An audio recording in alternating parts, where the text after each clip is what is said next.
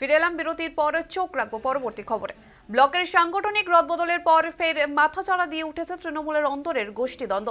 তৃণমূলের দুই পক্ষের প্রায় হাড্ডাহাড্ডির বিতর্কে অশান্ত হয়ে উঠেছে গোটা এলাকা। শাসক দলের এক পক্ষ মঙ্গলবার গভীর রাতে তাণ্ডব চালিয়েছে। অভিযোগ, মন্ত্রী নাজমুল হোসেনের ভাইয়ের নির্দেশে একাধিক তৃণমূল নেতার বাড়ি ও দোকানে হামলা চালানো হয়েছে। আক্রান্তরা ইতিমধ্যে থানায় লিখিত অভিযোগ দায়ের করেছেন। অভিযোগ দায়েরের পরই উত্তেজনা ছড়িয়ে পড়েছে এলাকায়।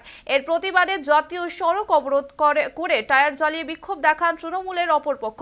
হামলাকারীদের দ্রুত গ্রেপ্তারের দাবিতে সরব হন তারা। পরিস্থিতি নিয়ন্ত্রণে আনতে ঘটনাস্থলে মোতায়েন রয়েছে বিশাল পুলিশ বাহিনী। শাসক দলের একাংশের হুঁশিয়ারি, অভিযুক্তরা দ্রুত গ্রেপ্তার না হলে আরো বৃহত্তর আন্দোলনের পথে নামবেন তারা। এর পাশাপাশি বিজেপি শাসক দলকে তীব্র কটাক্ষ জানিয়েছে। এই ঘটনার জেরে এলাকায় ব্যাপক চাঞ্চল্যের সৃষ্টি হয়েছে। ফলে গোষ্ঠীদ্বন্দ্বের কারণে শিরোনামে হরিশ্চন্দ্রপুরের নাম ফের তুঙ্গে রাজনৈতিক চর্চা।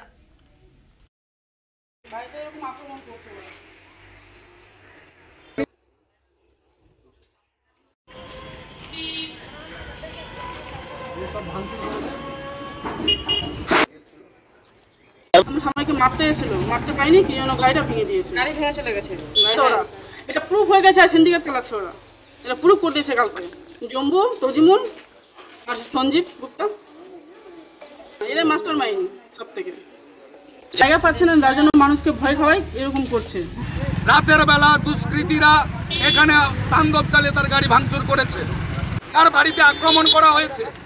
একটা বিশৃঙ্খল পরিস্থিতি হরিশ্চন্দ্রপুর স্ট্যান্ডের মতো জায়গায়, সেখানে সাহেবের দোকান ভাঙচুর করা হয়েছে। এখানে যেই ঘটনার সঙ্গে যারা যুক্ত, দিনের আলোর মধ্যে সবার সামনে, পুলিশের সামনে, পুলিশ নিষ্ঠুর একদম নিরুপায় হয়ে দাঁড়িয়ে দেখেছে। কেন দেখেছে?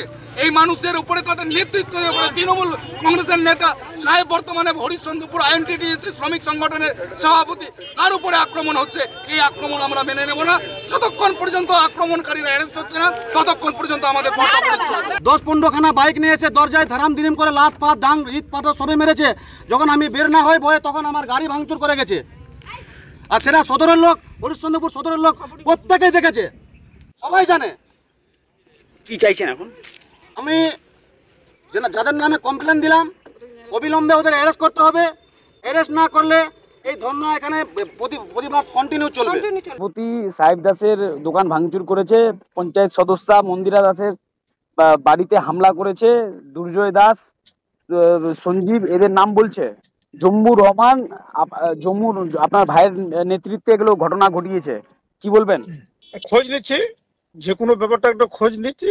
আজকে মন্ত্রীর ভাই নিজের ক্ষমতা দেখিয়ে হরিশ্চন্দ্রপুরের আরেক গোষ্ঠীর তৃণমূলের লুটতরাজ করাচ্ছে, আগুন জ্বালিয়ে দিচ্ছে, তারা করছে বোম নিয়ে গুলি, এবং সবাইকে হরিশ্চন্দ্রপুর ছাড়া করছে শুধুমাত্র তারা থাকতে পারবে বলে।